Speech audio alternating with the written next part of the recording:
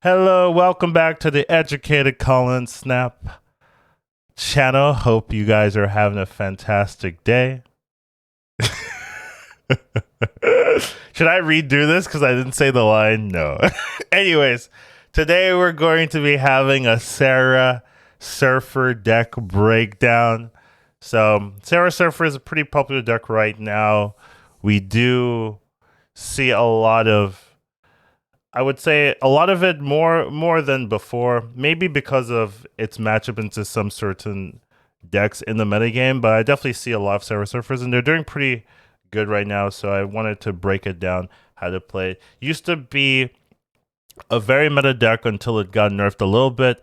The Surfer used to be a 3/0 +3, now it's a 3/2 +2 to all your other threes, so definitely a change, but overall still a pretty good deck to play. So the deck strategy with this particular deck is to play a ton of 3 energy cards so that they can all be buffed on, usually it's the final turn with Silver Surfer, but definitely have seen Silver Surfer come out earlier, especially you have some synergies with the locations. So that's really how you want to pilot it. Here we have a standard deck list. It's very similar to each other. There's a ton of 3s and usually a couple of 2s to get some flexibility in the 2-drop lane, and then Surfer Sera as they are only 5 and usually maybe 1 or even 0 1-drop. So it's a pretty simple strategy of deck building, and it seems to perform pretty well. So let's talk about some of the core cards. Of course, we're going to start off with Silver Surfer. This is the namesake. This is what you need to play this deck. If you don't have Silver Surfer, you can't really pilot this. It's your finisher 3 cost that boosts the stats of all your other 3 cost units. So when you utilize this card, you really want to play it as your last 3 cost you're playing in the game, just to give all of your other cards a little bit of extra stat boost to make it a threat. So definitely a very powerful piece. It's really necessary if you want to win relatively consistently. If you're not playing Surfer, it's kind of hard to really have the power, ceiling to really contest a lot of other deck lists. Now, Sera is your other core piece. It gives you the setup to flood on the last turn and just creates a large turn swing. So with Sera, you get to play 2 3-drops on the final turn, and that is a pretty nice benefit. Essentially get an extra card for free, essentially, without losing too much. So definitely a nice, powerful unit that is pretty reliable for your endgame composition. And then next up, we want to talk about Brood. I would say this is a core piece. It's kind of hard to play Surfer decks without a Brood.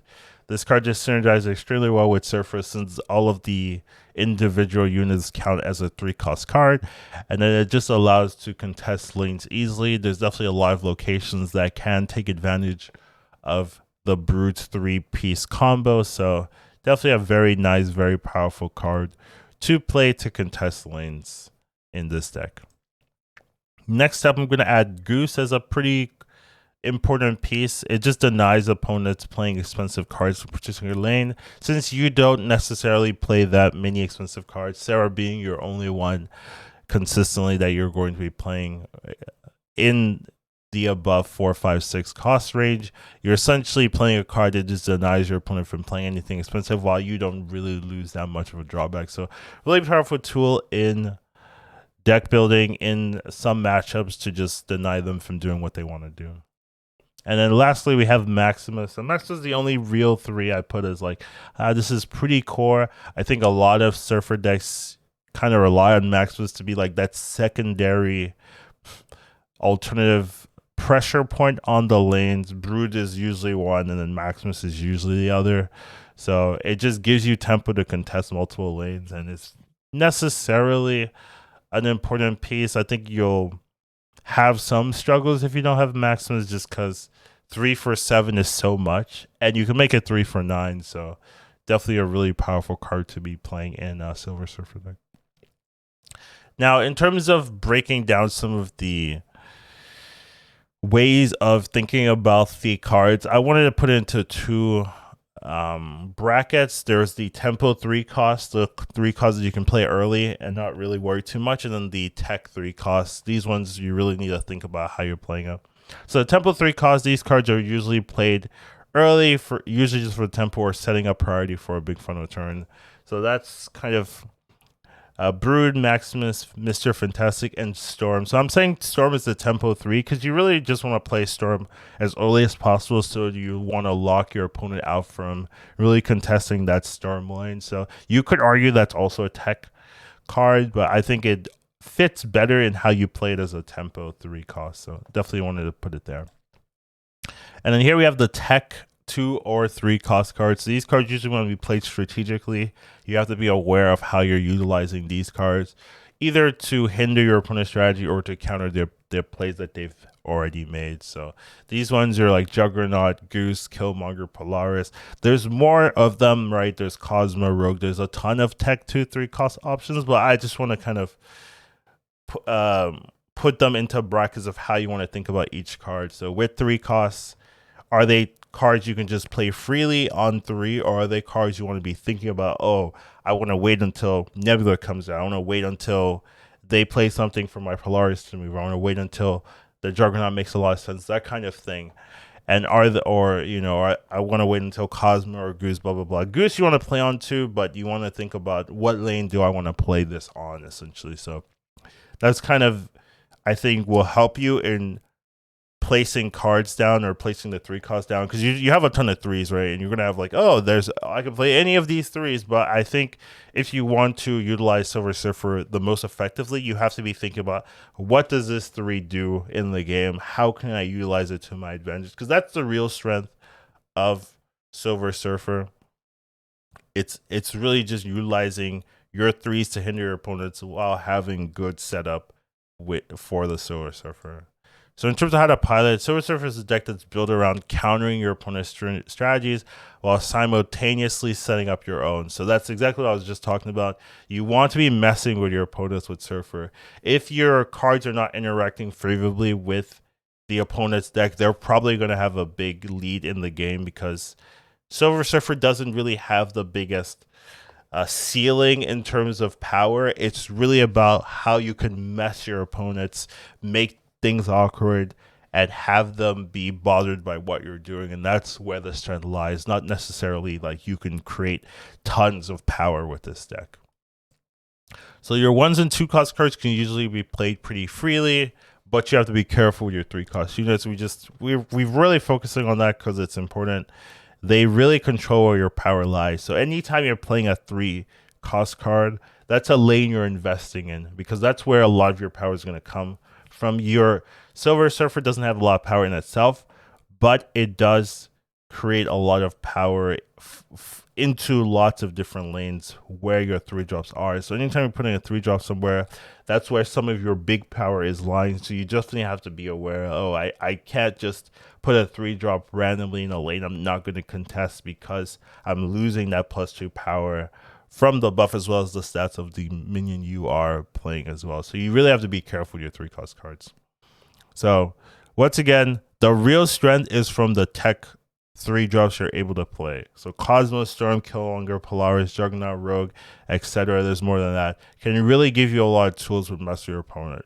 So roguing something and then buffing that can be strong. Storming into Juggernaut, Cosmoing before they're on reveals, Polarising a unit into a annoying lane, Killmongering and Nebula, things like that. That's really where your power lies. It's not that, oh, this deck creates the biggest power swings, or this deck creates 40 plus power in a single lane. It doesn't do that. What it does do is it messes with your opponent, and then you can reliably buff them all up in the final turn. So that's really something you have to keep in mind. It's not about, oh, this is big numbers, the deck. This is, I mess with my opponents, make everything awkward type of deck.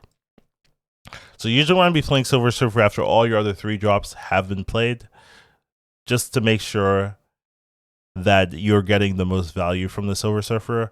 So with that, you have to keep in mind that you are going to be having to play the Silver Surfer. So you have to make sure there's space. You have to make sure your tempo's correct, the ordering's correct, so that everything just works flexibly. I've seen people mess up with Dark Dimension, things like that, just not having things around, people setting up lanes where Cosmo's the only lane they can play into, so their Silver Surfer doesn't work. You have to really be careful with Silver Surfer how you're piloting things. This is definitely a thinking deck where you have to be thinking about the future, so you can't just ignore everything and just mindlessly play your cards. You have to be aware, what do they want to do, how do I want to set up, what lanes do I want to contest. You have to know that early in the game and then just set up for the future. So keep that in mind.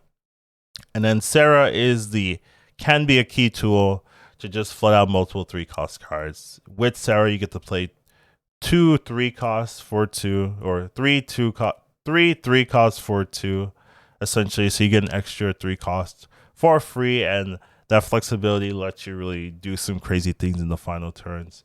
You do have to be aware of, due to the locations, it can also just be better to spam 3 drops. So it's not always that Sera is going to be the line.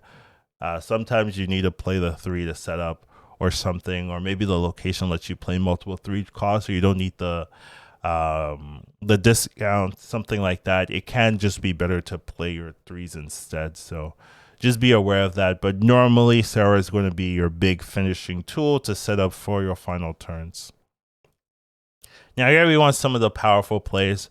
Something very common you'll see is Storm into Juggernaut. It just means that your opponent can't contest that lane at all, because you're going to be able to move whatever they play in that lane into another lane. And then you can also buff it at the end for, contesting 9 points of power. So even if you're playing Storm in a lane that's already been contested, if you know you have Juggernaut following up, you can be reliable that you're still going to win that lane.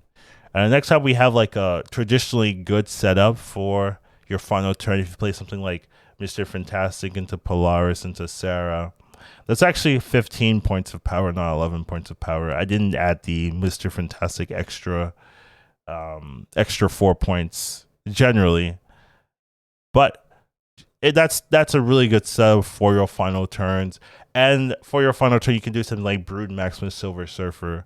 That kind of thing will really set you up in a huge late game swing, where Brood, Maximus gives you a ton of power, and then Silver Surfer will just lock down those locations with all the extra stats you're giving him. So you're as long as you're aware, you can definitely do a lot of things, and that's not even utilizing your tech cards to the fullest extent, right? No Killmonger, no Nova, and those can really do a lot for you as well. So definitely just has a lot of tools to mess with your opponent. Now let's talk about the flex spot. This deck is pretty flexible in that you can interchange your 1s and 2s. You don't need to play any of them in particular. It's just that Goose, I would say, is the best 2 to put in a deck like this. Though you can also play something like Jeff or whatever. We'll talk about the options for sure. But the 3 drops, there's a ton of 3 drops, and a lot of them are pretty good. So it's just kind of mixing and matching what you think is best for your deck or your meta bubble and your matchup. So as long as you are thinking about that, then you have a lot of options to kind of mix and match and make the perfect 3 drops for you. Now, in the flexible options, there's definitely a lot to do in terms of 2 drops, right? We have something like Jeff, something like Daredevil, something like Domino can definitely be used. I think Iceman is necessarily one of the better 1 drops to play. Nebula's the other option, except that if you're playing Killmonger, it's kind of hard to rely on Nebula, so you'd probably have to change out the Killmonger for a different 3 drop if you wanted to really rely on Nebula. So you'd have to be a little bit different. But in terms of 3s, there's so many. Rogue, Cosmo are some of the ones in this list, but there's definitely more we're going to be talking about. And then if you wanted to do some other fancy stuff, there's Enchantress. That is a pretty good tool with the stat increase to really be a good tech option. As well as if you don't have Sera, I've definitely seen some people go Daredevil Professor X route, which can be an option. I definitely think it's weaker than the traditional Sera version. But if you don't have Sera and you have Silver Surfer and you want to try this deck, you can definitely try the Professor X version and see how that works for you. Now, another 2-drop people can use is Cloak. It can be kind of an awkward card, though some people do follow that up with a kingpin tech, where you cloak and you bake the cloak into the kingpin, and then the kingpin can really do some damage into your opponent. So that's something that I've seen. It's not super common. That's more of a niche strategy, but when it does work, it does feel really good. Lizard is always an option to play as long as you are aware of the limitations of the -4 if you fill the spot. Then you definitely still have a ton more. 3 drops, Wolfsbane, Swordmaster, Ironheart, Shadow King are just some of the options you can use. And Absorbing Man is a pretty interesting option to play because you can copy the Silver Surfer with that. And that can allow you to do something with Sera like double Surfer on the final turn, and that can be pretty powerful. So definitely an idea to try. I wouldn't say it's necessarily the most consistent. If your only on reveal is the Surfer, right? If you're maybe running Ironheart or something like that, then maybe you could argue it's a little bit better. But even then, it can feel weird. The next up, we have some of the last options. Nebula and Sunspot are some other 1-drops you can play.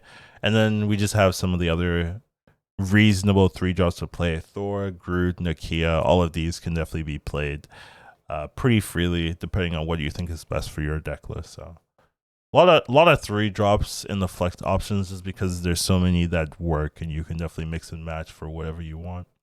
And in terms of core card alternatives, I'm gonna say you need Silver Surfer. Sera, you mostly need. You can try using Professor X for Sera. I think it's worse, but I don't think it's unplayable to not have Sera.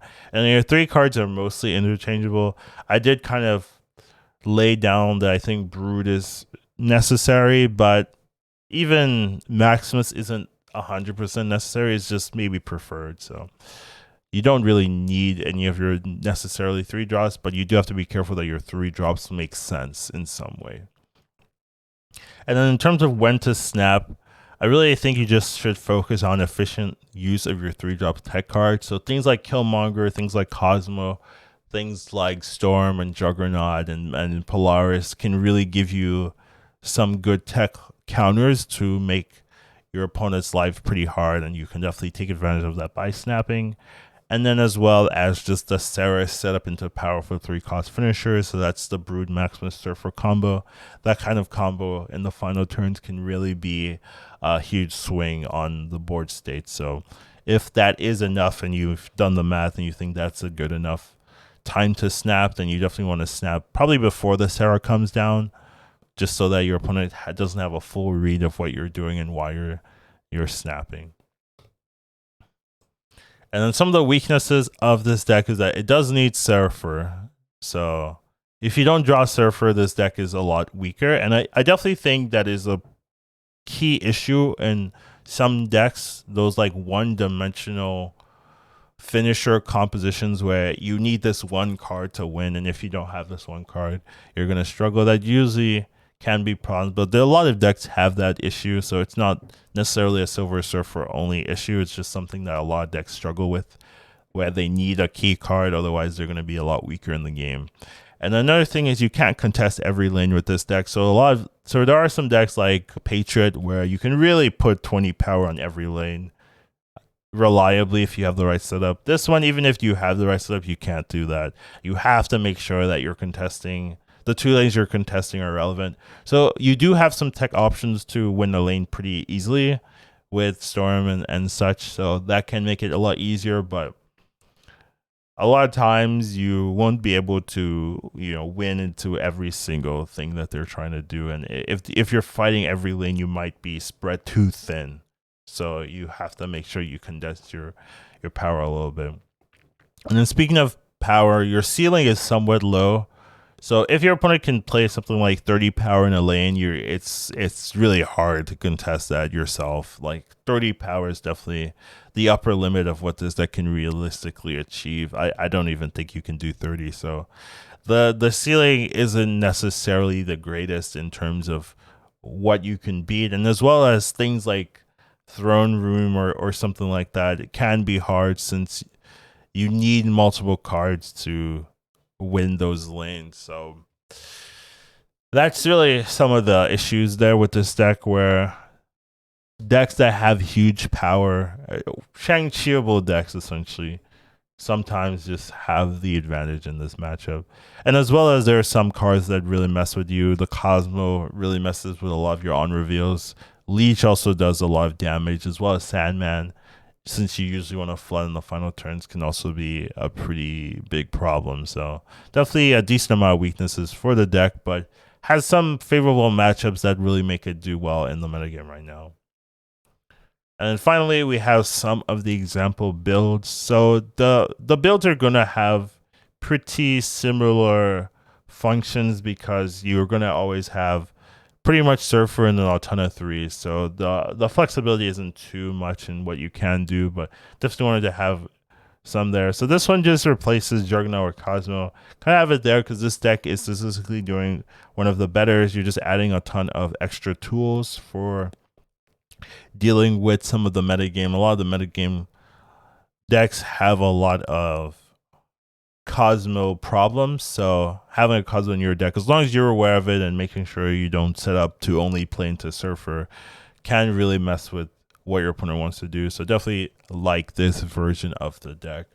Next up, we do have a Sera-less version. So here we're using Daredevil and Professor X to kind of be our win condition. We've also taken out the Storm or so and added a Jeff. So we have a lot more twos to work with, but we're just kind of a controlling style deck while having that Silver Surfer finisher for Professor X. And then next up here, this one does add a little bit more counter cards with the Rogue in there. So we're running the Rogue. We don't have Killmonger anymore. We're running the Iceman. So we have the Iceman Scorpion annoying combo, as well as the Rogue to just kind of deal with some of the annoying on reveals that people tend to run.